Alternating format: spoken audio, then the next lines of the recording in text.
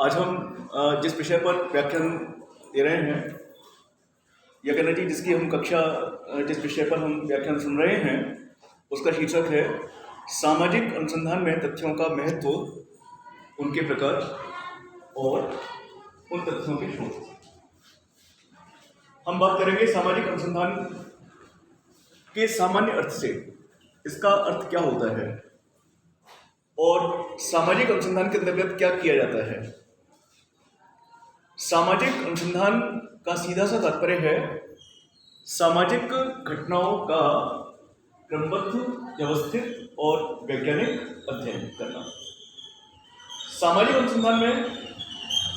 सामाजिक घटनाओं का अध्ययन किया जाता है और इन घटनाओं का अध्ययन जिस उद्देश्य के लिए किया जाता है वो उद्देश्य है घटनाओं के कारणों को ज्ञात करना कि घटनाओं के क्या क्या कारण हैं, साथ ही जो घटना है उसके क्या परिणाम समाज पर पड़ रहे हैं,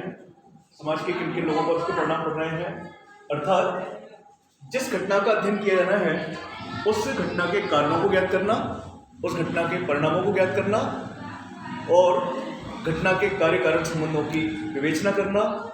और उसके आधार पर सामान्य नियम या सिद्धांत प्रतिपादित करना।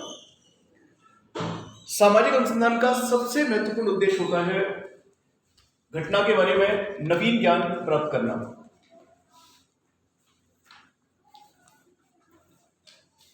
क्योंकि जैसे हम जानते हैं कि समाज की प्रत्येक घटना, चाहे वो छोटी घटना हो या बड़ी हो, प्रत्येक घटना महत्वपूर्ण है और प्रत्येक सामाजिक घटना को समझना इसलिए आवश्यक है जिससे कि समाज को एक आगे सकारात्मक दिशा दी जा सके। क्योंकि ऐसा ना हो कि कोई घटना जो समस्या के रूप में है, अगर हम उसको नहीं समझें तो वो समस्या बड़ी हो सकती है, विकराल हो सकती है और समाज के विकास की दिशा भी भटक सकती है। तो समाज को एक सकारात्मक सही दिशा देने के लिए, समाज को गतिशील बनाए रखने के लिए समाज में घटित होने वाली प्रत्येक घटना को समझना, उसकी जानकारी करना, उसके बारे में नवीन ज्ञान प्राप्त करना, उस घटना को नियंत्रित करना, ये नितांत आवश्यक होता है। सामाजिक अनुसंधान में तथ्यों का विशेष महत्व है। तथ्यों को अंग्रेजी में डाटा कहते हैं और तथ्य का सामान्य भाषा में अगर हम बात करें तो तथ्य का तात्पर्य है वे सूचनाएं, वे जानकारियां जो समाज की घटनाओं से संबंधित होती हैं। अर्थात वो जानकारियां, वो सूचनाएं जिनको एक अनुसंधानकर्ता सूचनादाताओं के माध्यम से या पत्र पत्रिकाओं के माध्यम से, पुस्तकों के माध्यम से, इंटरनेट की साइट्स के माध्यम से, शोध पत्रों के माध्यम से प्राप्त करता है, वो सारी जानकारियां, वो सारी सूचनाएं तथ्य कहलाती हैं। तो तथ्य का एक लेमैन के लिए, एक ऐसे व्यक्ति के लिए जो समाजशास्त्र का विद्यार्थी नहीं है या जो पहली बार पढ़ रहा है, तो उसके लिए सिर्फ यही अर्थ समझ पर्याप्त है कि तथ्य जानकारियां होती हैं, तथ्य जो है इंफॉर्मेशन होती हैं, सूचनाएं होती हैं और ये सूचनाएं, ये जानकारियां सामाजिक घटनाओं के बारे में होती हैं।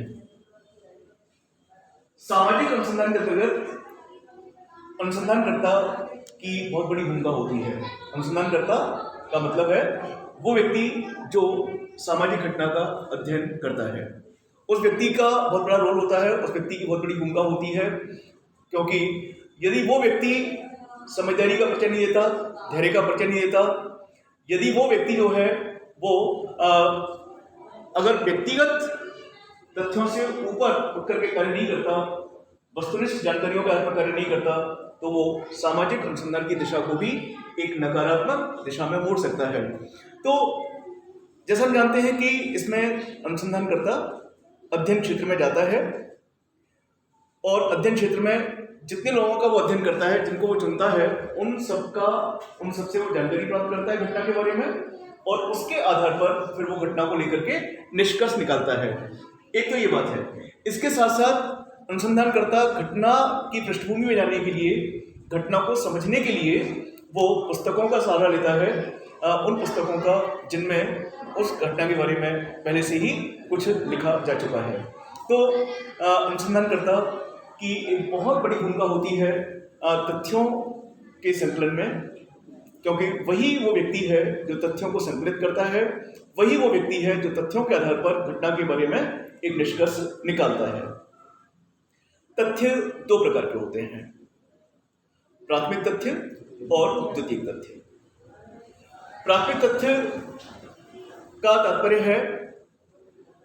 कि अध्ययन की जाने वाली घटना से संबंधित वे सभी सूचनाएं और जानकारियां जिनको अनुसंधानकर्ता स्वयं एकत्रित करता है, वो जानकारियां जो पूर्णतः नवीन होती हैं, वो जानकारियां जो अप्रकाशित होती हैं, अर्थात जिनका पहले से कहीं कोई प्रकाशन नहीं हुआ है, वो जानकारियां जो पहले कभी किसी अन्य अनुसंधानकर्ता के द्वारा प्रयोग नहीं की गई हैं, और वो जानकारियां, वो सूचनाएं जो पूरी तरह मौलिक होती हैं, वो प्राथमिक तथ्य कहलाते हैं। ये हम जान चुके कि तथ्य का मतलब है घटना के बारे में प्राप्त की जाने वाली जानकारियां और सूचनाएं। लेकिन ये कौन सी जानकारियां हैं? ये वो जानकारियां हैं, ये वो सूचनाएं हैं जो पूरी तरह नवीन हैं, जो पूरी तरह मौलिक हैं, जिनका पहले कभी किसी अन्य अनुसंधानकर्ता के द्वारा प्रयोग नहीं किया गया है, जिनका प्रयोग पहली बार किया जा रहा है, जिनका संकलन पहली बार किया जा रहा है। तो ऐसी जानकारियां प्राथमिक तथ्य कहलाती हैं। द्वितीय तथ्य का तात्पर्य है कि अध्ययन की जाने वाली घटना से संबंधित वे सभी सूचनाएं और जानकारियां द्वितीय तथ्य कहलाती हैं जो पूर्व में ही प्रकाशित हैं, अर्थात जो प्रकाशित पुस्तकों में, पत्र पत्रिकाओं में, मैगजीन्स में, है ना, या सरकारी गजट में प्रकाशित हैं, जिनकी खोज और प्रयोग किसी एक या अधिक अनुसंधानकर्ता के द्वारा कम से कम एक बार पहले ही किया चुका है। ये वो जानकारियां हैं जिनका संकलन, जिनको पहले ही किसी एक अनुसंधानकर्ता के द्वारा या एक से अधिक अनुसंधानकर्ताओं के द्वारा पहले से ही जिनका संकलन किया चुका है, और जिनका प्रयोग कम से कम एक बार पहले भी हो चुका है। और इसके साथ साथ जो वर्तमान अनुसंधान के लिए मौलिक नहीं है, यानी ये नवीन नहीं है, ये जानकारियां पुरानी हैं, क्योंकि ये लंबे समय से पुस्तकों में है, अखबारों में है, इंटरनेट की साइट्स पर है। तो सीधा सा मतलब है कि अनुसंधानकर्ता जिन जानकारियों को स्वयं अध्ययन क्षेत्र में जाकर सूचनादाताओं से मिलकर प्रत्यक्ष रूप से या अप्रत्यक्ष रूप से प्राप्त करता है, वो प्राथमिक तथ्य हैं।